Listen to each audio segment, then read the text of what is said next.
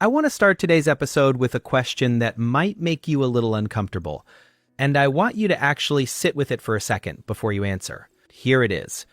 Are you actually an introvert, or are you traumatized? I know. That is a heavy way to open. But stay with me, because what I have come to realize after years of coaching people and watching the way they relate to other human beings is that a huge percentage of people who proudly call themselves introverts have never actually examined whether what they are experiencing is genuine introversion, or whether it is the nervous system of someone who was, at some point in their life, deeply hurt by other people, and who has quietly built a fortress around themselves ever since. These two things, introversion and trauma response, can look almost identical from the outside.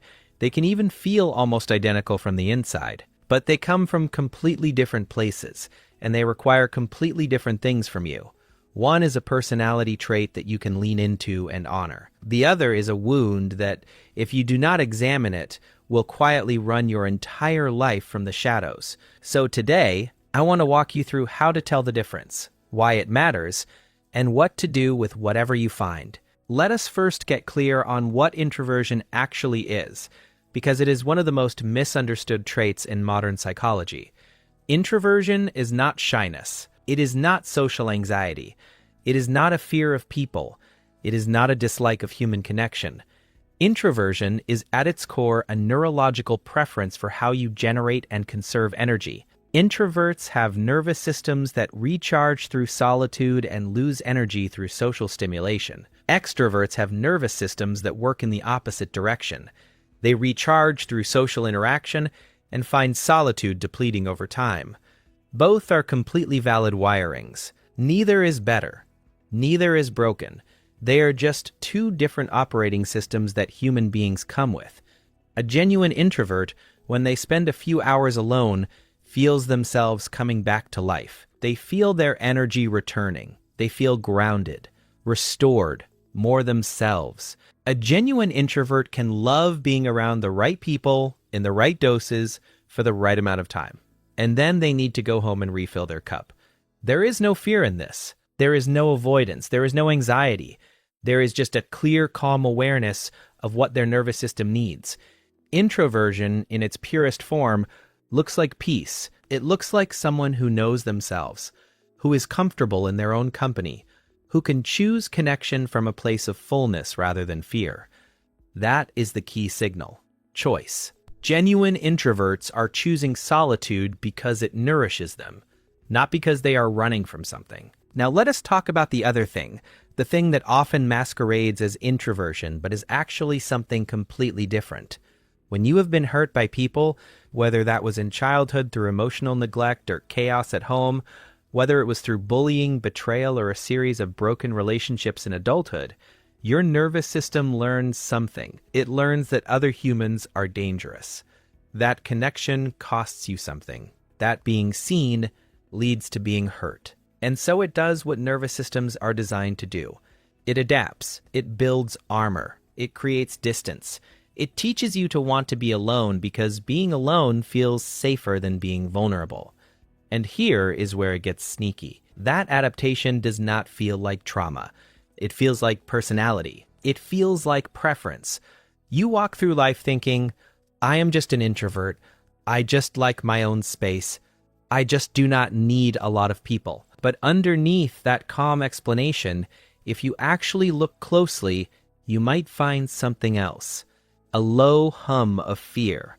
A vigilance you are constantly carrying. A relief, almost a release of breath, every time you cancel plans, a subtle dread that comes up when someone wants to get close to you. That is not introversion. That is your nervous system protecting you from a perceived threat. And the perceived threat is other people. The difference between an introvert and a person operating from a trauma response is not what they do. They both spend a lot of time alone. They both decline a lot of invitations. They both prefer small, deep connections to large social gatherings. The difference is what is happening inside them while they do it. One is at peace, the other is bracing. So how do you actually tell which one you are? Because they really can look so similar from the outside, that even the person living inside the experience cannot always tell. Let me give you a few honest questions to ask yourself, not so I can label you, not so I can put you in a box, but so you can have an honest conversation with yourself about what is really driving your behavior. Question 1. When you are alone, do you feel restored or do you feel relieved?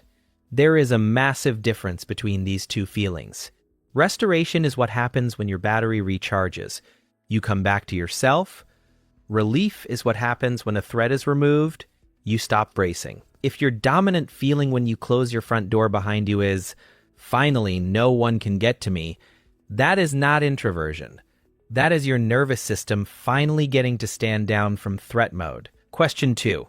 When someone you genuinely love and trust wants to spend time with you, what is your first internal reaction? A real introvert might think, okay, I will need some recovery time afterward, but I am happy to see them. A person operating from trauma will often feel a flicker of dread first. Even with people they care about, they will start internally calculating exit strategies. They will start preparing for the energy expense not of being social, but of being seen. Question 3. Are you drawn to solitude or are you running from connection? This is the most important question of all. Introversion pulls you towards something quiet, depth, your own inner world. Trauma pushes you away from something, vulnerability, conflict, the risk of being hurt again. Both look the same on the surface. You end up alone either way. But the energy underneath them is completely different. One is an attraction, the other is an avoidance. Question 4. How do you feel about deep emotional intimacy with someone safe? A genuine introvert can absolutely have deep intimacy. In fact, introverts often crave depth over breadth. A person carrying trauma will often find that even the prospect of real emotional intimacy, being known, being witnessed, being loved without the option to retreat, feels suffocating, not because they do not want it, but because their nervous system has learned that being seen is dangerous. I want to talk about why trauma so often disguises itself as introversion, because once you understand this, the whole picture starts to come into focus. Trauma is uncomfortable to look at. Calling yourself traumatized feels heavy, dramatic, even shameful. But calling yourself an introvert feels neutral, even cool. There is a whole cultural movement celebrating introversion, normalizing it, even romanticizing it. And so for a lot of people, introversion becomes the socially acceptable identity that hides the wound underneath. It is much easier to say, I am just an introvert, than it is to say, I am terrified of being hurt by another person ever again. And the brain loves this kind of explanation, because the brain is not actually trying to be honest with you, it is trying to keep you comfortable. It is trying to keep you safe. And the introvert label is a much more comfortable, much safer story than acknowledging that you are still carrying scars from things that happened to you a long time ago. Here is the thing about identity, and I have talked about this many times on this podcast. We act in alignment with what we believe we are. So if you have built your entire identity around being an introvert who does not need people, every time you pull away from connection, you reinforce that identity. Every time you cancel plans, you reinforce that identity. Every time you choose solitude over vulnerability, you reinforce that identity. The trauma response becomes the personality. The wound becomes the self-concept. And you stop being able to tell the difference between what is genuinely you and what is the protection mechanism that grew up around you. Let us go a little deeper into the science of what is actually happening here, because I think it makes the whole thing much clearer. Your nervous system has two main modes. And I am simplifying this, but stay with me. There is the sympathetic nervous system, which is your fight, flight, or freeze mode. And there is the parasympathetic nervous system, which is your rest, digest, and connect mode. When you feel safe, you are in your parasympathetic state. You can be present, you can be open, you can connect with other people without it costing you a tremendous amount of energy. When you have experienced trauma, and I want to be clear that trauma does not have to be a single dramatic event. It can be the slow drip of childhood emotional neglect or being raised in a household where love was unpredictable.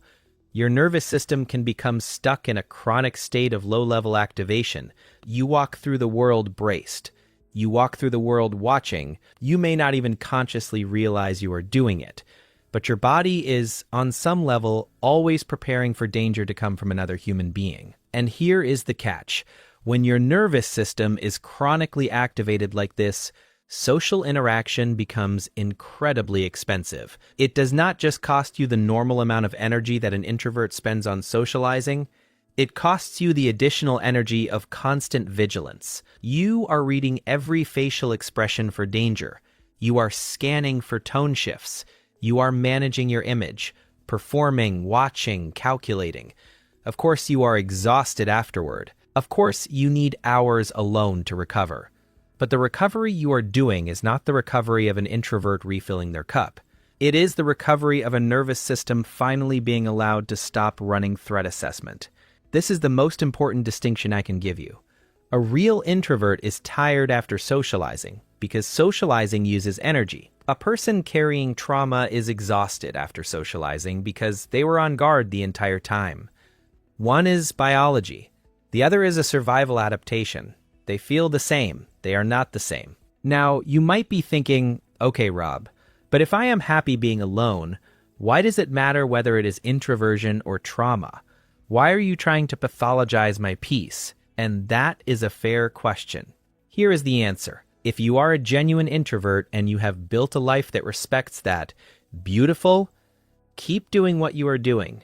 You have figured out how to honor your wiring. But if what is actually happening is that your nervous system has decided other people are unsafe, and you have built your entire life around avoiding them under the comfortable label of introversion, then you are not living a small, peaceful life.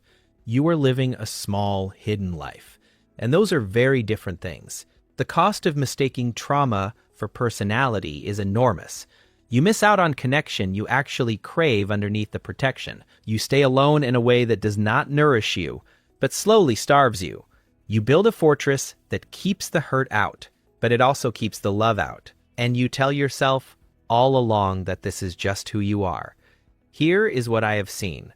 Over and over again, people who call themselves introverts but who are actually operating from a trauma response often live with a low-grade ache that they cannot quite explain. They feel lonely even though they chose the loneliness. They feel disconnected even though they cleared the disconnection themselves. They feel like something is missing and they cannot figure out what. And what is missing is the version of them that wants connection but never gets to come out, because the protective version is running the entire show. Now I want to be very careful here, because I do not want anyone to walk away from this episode thinking that their love of solitude is automatically a wound that needs fixing. That is not what I am saying at all. Solitude can be one of the most healing, generative, beautiful things in a human life. There is a reason that wisdom traditions across every culture have prescribed time alone as essential to becoming a whole person.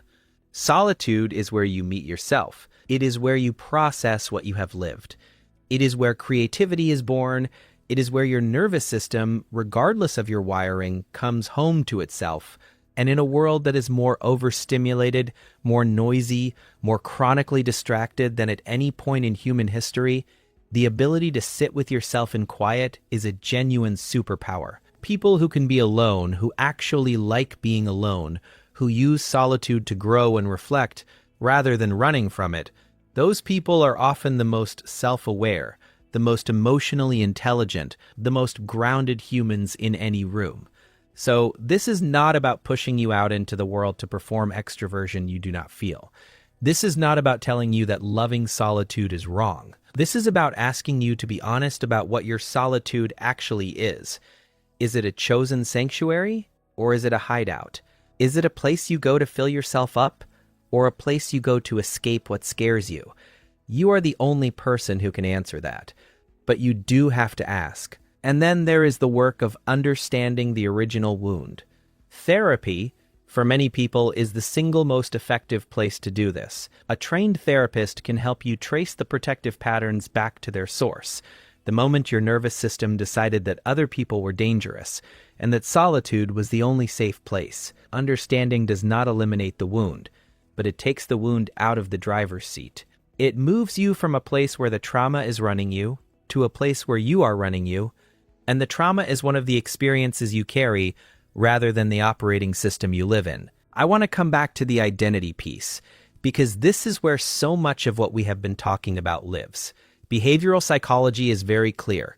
We act in alignment with what we believe we are. So when you have spent years telling yourself, I am an introvert, I do not need people, I am better off alone, your behavior follows that story. You decline, you retreat, you stay small, and every time you do, you reinforce the identity. The wound becomes the self. But here is the good news, and this is something I genuinely want you to hear. Identity is not fixed. Identity is built through evidence. Every time you choose, even in a small way, to do something different, to say yes to one safe connection, to stay 1 minute longer in a conversation that matters, to let one person see one real thing about you, you are casting a vote for a different identity.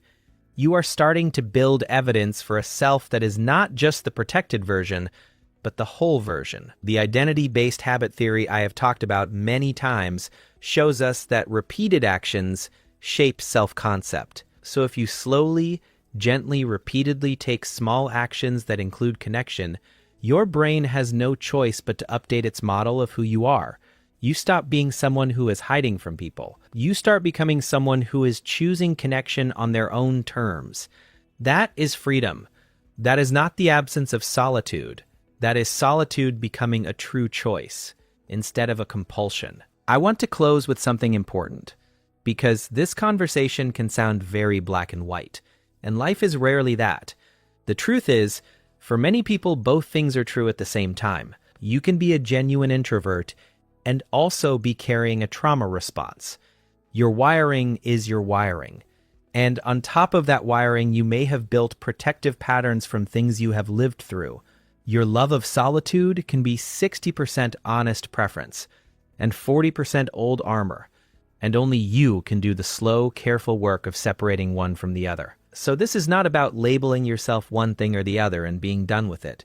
It is about a continuous, honest conversation with yourself about what is genuinely you, what is protection, and what part of you is ready to come out from behind the protection because the danger is no longer present. You are not the same person you were when those wounds formed. You are not in the same environment. You are not surrounded by the same people, and the protective patterns that were once keeping you alive may now be keeping you small. There is a version of you, and I genuinely believe this for everyone listening, that wants connection, that craves being known, that has things to give the world that it cannot give from inside the fortress. That version is not weak. It is not naive. It is not asking you to abandon your need for solitude. It is just asking for the chance to be invited out, gently, into the kind of life where solitude is one beautiful chapter, but not the entire book. So here is what I want you to do. Over the next 7 days, I want you to do 2 things. First, every time you make a choice to be alone, every time you decline a plan, leave a gathering early, choose to stay in instead of going out, I want you to pause for 10 seconds and ask yourself the honest question. Am I doing this because it nourishes me, or am I doing this because I am afraid? Do not judge whatever the answer is. Just notice it. Just collect data on yourself the way you would if you were studying someone else. The first step toward changing anything is seeing it clearly. Second, I want you to choose one safe person, just one, and have one real honest conversation with them this week. Not a surface level catch-up, not a logistics conversation. One, let them see one thing about you that you would normally hide. It might feel uncomfortable. It might feel small. But that small act of being witnessed by someone safe is exactly how the nervous system slowly relearns that not all people are dangerous. That is the work. One small, honest moment at a time. And here is what I believe. I believe that some of you listening right now are genuinely introverts who have built a beautiful, quiet life that fits you perfectly, and you should keep doing exactly what you are doing. I believe that some of you are operating from old wounds that have been quietly running your life for years under the comfortable label of introversion. And that recognizing that is the beginning of real freedom. And I believe that most of you are some honest mixture of both, and that the real work of your life is figuring out which is which, with curiosity and compassion for yourself. You are not broken either way. You are not alone in any of this. The very fact that you have listened all the way through this episode tells me something important about you, that you are willing to ask hard questions about yourself. That is rare. That is the beginning of everything that follows. Thanks so much for watching this video. If you got something out of this episode, hit that subscribe button so you never miss another one. And I will see you on the next one.